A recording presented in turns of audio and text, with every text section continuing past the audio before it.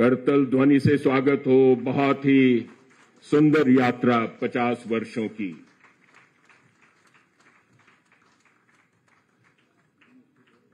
ये यात्रा अनवरत जारी रहे।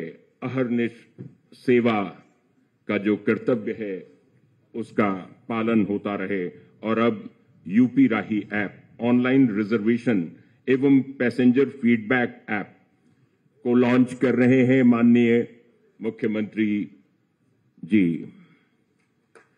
रिमोट उत्तर प्रदेश परिवहन निगम की एक और नई शुरुआत डिजिटल क्रांति की तरफ। उत्तर प्रदेश परिवहन निगम अब यात्रियों की सुविधाओं के लिए लाया है यूपी राही मोबाइल ऐप, जिसके माध्यम से आप उत्तर प्रदेश परिवहन निगम की बसों का कहीं से भी कहीं का टिकट डिजिटल भुगतान से प्राप्त कर सकेंगे। परिवहन निगम की इस सेवा का लाभ अब प्रदेश के दूर दराज के नागरिकों को भी अब आसानी से अपने मोबाइल के माध्यम से मिल सकेगी। परिवहन निगम यात्रियों को सहज सुगम सेवा उपलब्ध कराने प्रतिबद्ध है। मोबाइल ऐप की सेवा की शुरुआत आज उत्तर प्रदेश के यशस्वी मुख्यमंत्री माननीय योगी आदित्यनाथ जी द्वारा किया जा रहा है। और स्वर्ण जयंती के अवसर पर भारत सरकार के डाक विभाग ने सोने में सुहागा जैसा काम किया है। आपने स्पेशल कवर का इस समय जो चयन किया है वो आपके सामने, उसका अनावरण श्री विवेक दक्ष जी, पोस्ट मास्टर जनरल, माननीय मुख्यमंत्री जी के कर कमलों से अनावरण करवा रहे हैं। परिवहन निगम के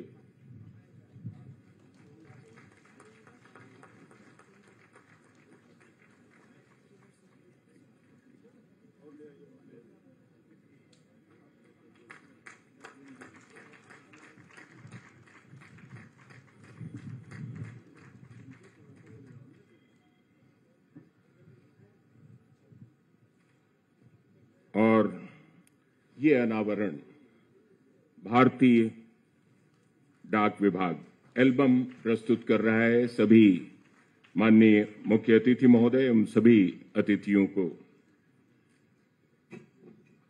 और इसके बाद राजधानी सेवा की वीडियो क्लिप का प्रस्तुतिकरण। उत्तर प्रदेश राज्य सड़क परिवहन निगम विगत 50 वर्षों से लगातार अपने यात्रियों को सुगम, सुरक्षित और किफायती सेवाएं देने हेतु कटिबद्ध है।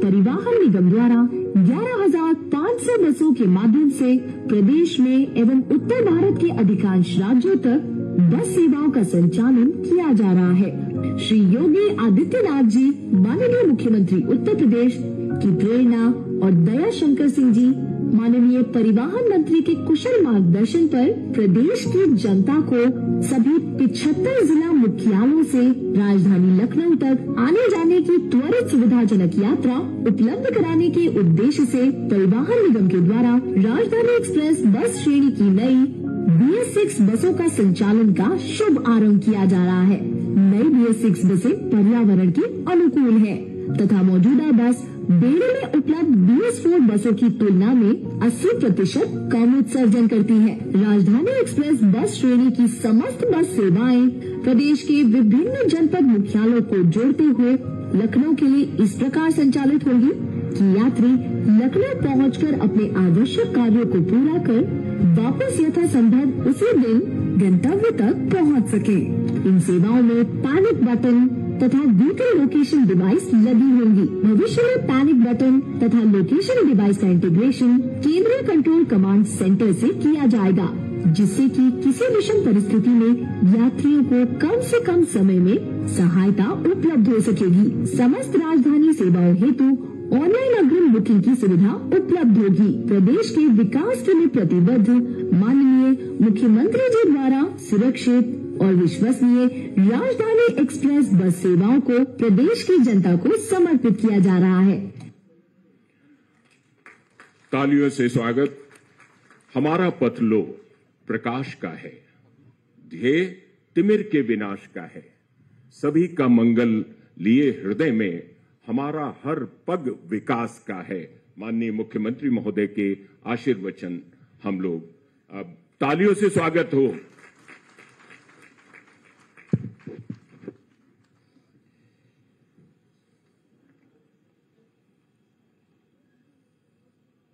उत्तर प्रदेश परिवहन निगम की राजधानी बस सेवा शुभारंभ के अवसर पर मंच पर उपस्थित प्रदेश सरकार में मेरे वरिष्ठ सहयोगी उप मुख्यमंत्री श्री ब्रजेश पाठक जी, परिवहन मंत्री श्री दयाशंकर सिंह जी, प्रदेश के मुख्य सचिव श्री दुर्गाशंकर मिश्र जी, प्रमुख सचिव गृह श्री संजय प्रसाद जी, प्रमुख सचिव परिवहन श्री वेंकटेश्वर लू जी, post master general Shri Vivek Taksha जी, परिवहन विभाग के सभी अधिकारीगण और उपस्थित भाइयों बहनों, उत्तर प्रदेश परिवहन निगम के स्वर्ण जयंती के उपलक्ष्य में मैं परिवहन विभाग के सभी अधिकारी और कार्मिकों को हृदय से बधाई देता हूं। एक शानदार यात्रा के लिए और प्रदेश की 25 करोड़ जनता की सुगम और आसान यात्रा के लिए विगत 50 वर्षों से जिस यात्रा को आपने प्रारंभ किया है, आज वह अपने साथ होली के पूर्व कुछ नई उपलब्धियों को जोड़ने जा रहा है।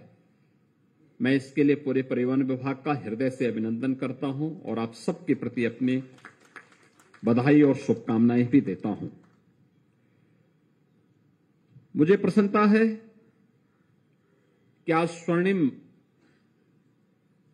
लोगो भी परिवहन विभाग ने अपना जारी किया है। हम सब जानते हैं कि यह वर्ष देश की आजादी का अमृत महोत्सव का पहला वर्ष है। यह देश आगामी 25 वर्षों की जिन यात्राओं को लेकर के आगे बढ़ने जा रहा है, जिन संकल्पों, जिन जज्बों को लेकर के आगे बढ़ने जा रहा है, उस प्रथम वर्ष में उत्तर प्रदेश परिवहन निगम अपने 50 वर्ष की स्वर्णिम यात्रा को सजोए हुए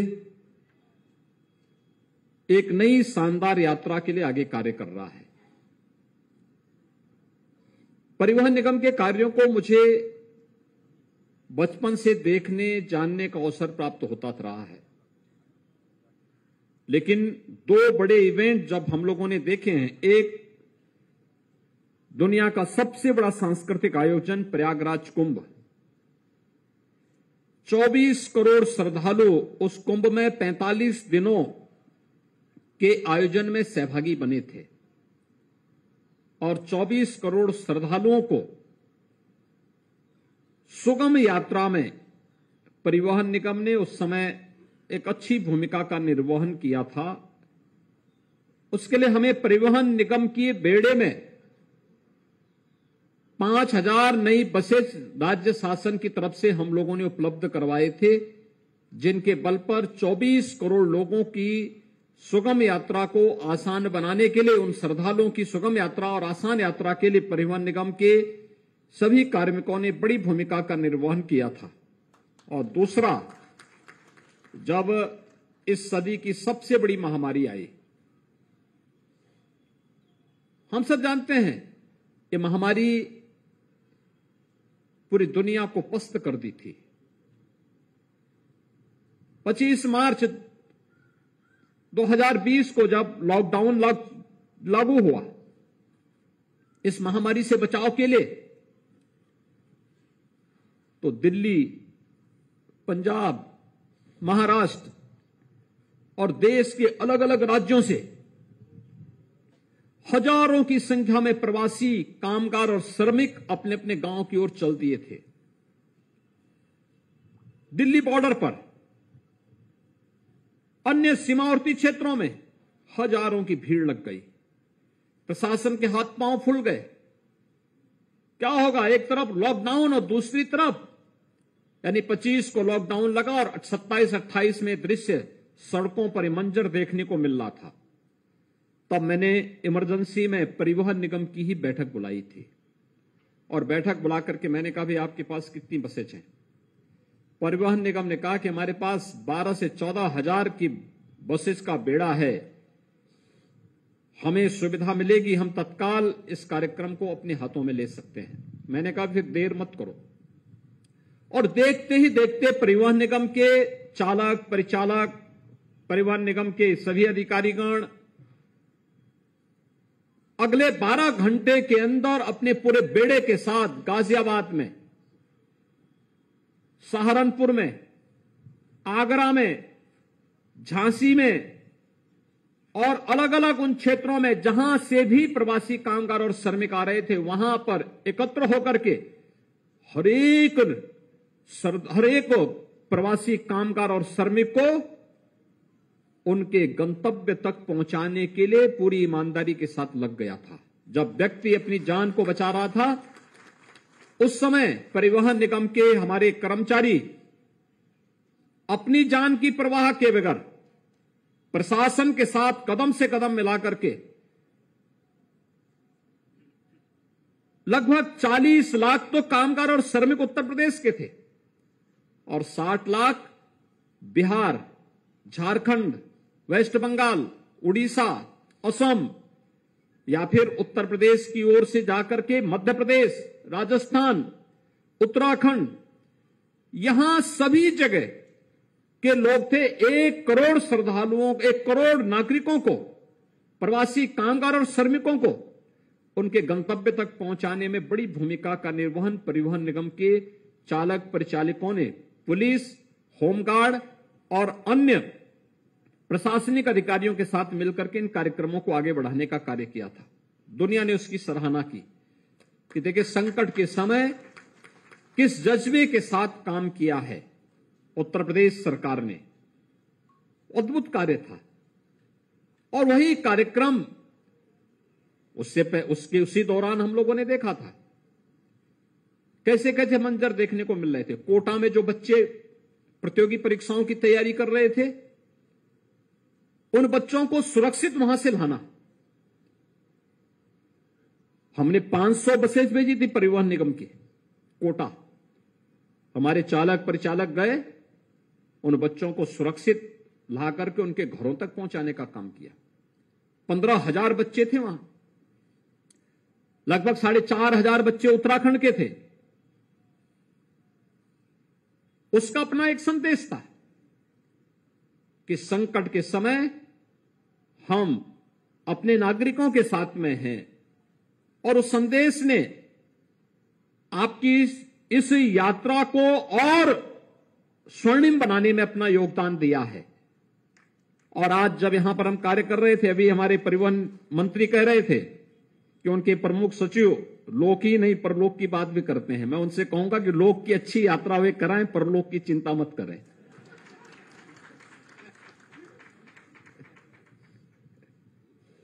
क्योंकि व्यक्ति परिवहन निगम की बसेज में लोक की यात्रा के लिए निकलता है। और होली के अवसर पर एक सौगात आप दे रहे हैं।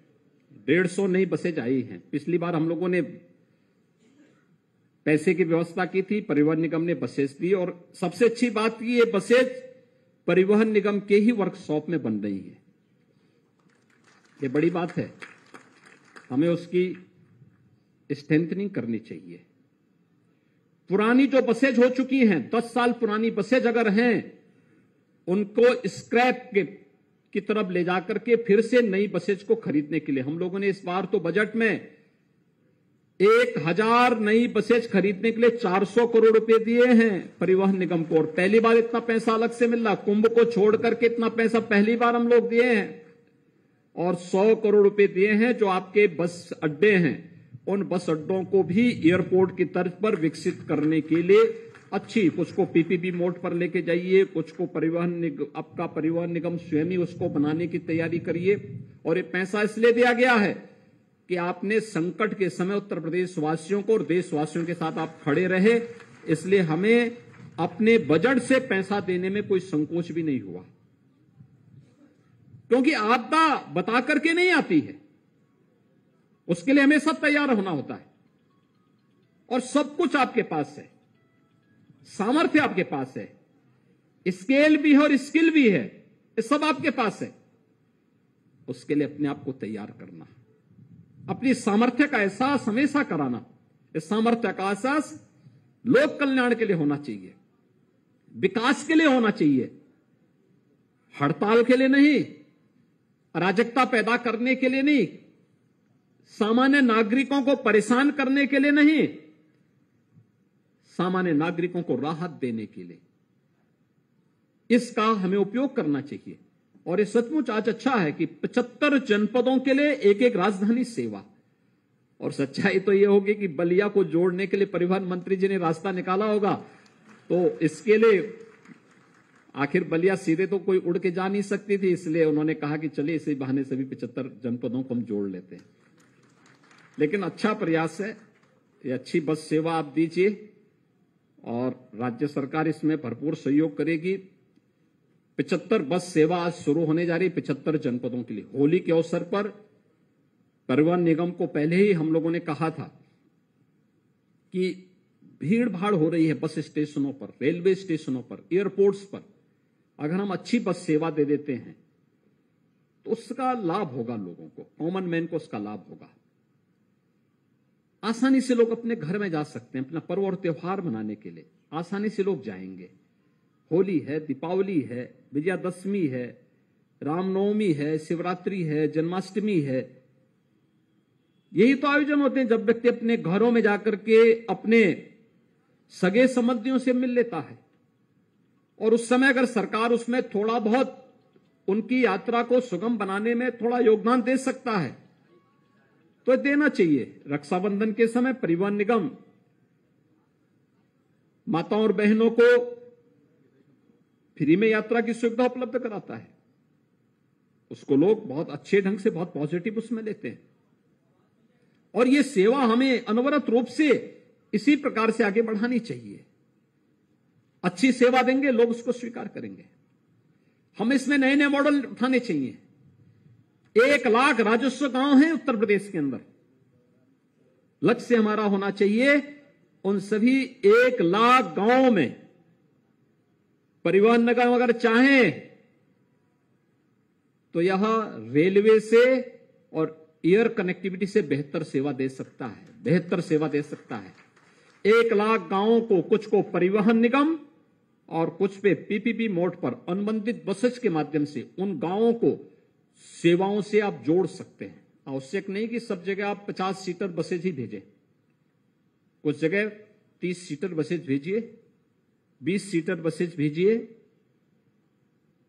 जोड़िए। किसी यात्री के साथ चीटिंग नहीं होनी चाहिए, उसकी यात्रा सुरक्षित हो, आसान हो, हर व्यक्ति अपने गांव से अपने शहर की तरफ जा सके और शहर से गांव की तरफ भी आसानी से जा सके। अगर गांव से कोई सामान उसे लेकर के शहर की तरफ आना है, सब्जी मार्केट तक पहुंचाना है, आपकी सेवा उनकी सेवा के लिए तैयार हो। अगर अपना कोई सामान जिसको मार्केट की तरफ ले जाना चाहता है, आपकी सेवा उसके लिए तैयार दिखाई दे। और आप इसके माध्यम से जगह जगह छोटे छोटे परिवहन निगम अगर इसमें सहयोग करें, पर्यटन विभाग के साथ मिल जाएं, राजस्व विभाग के साथ बात करें,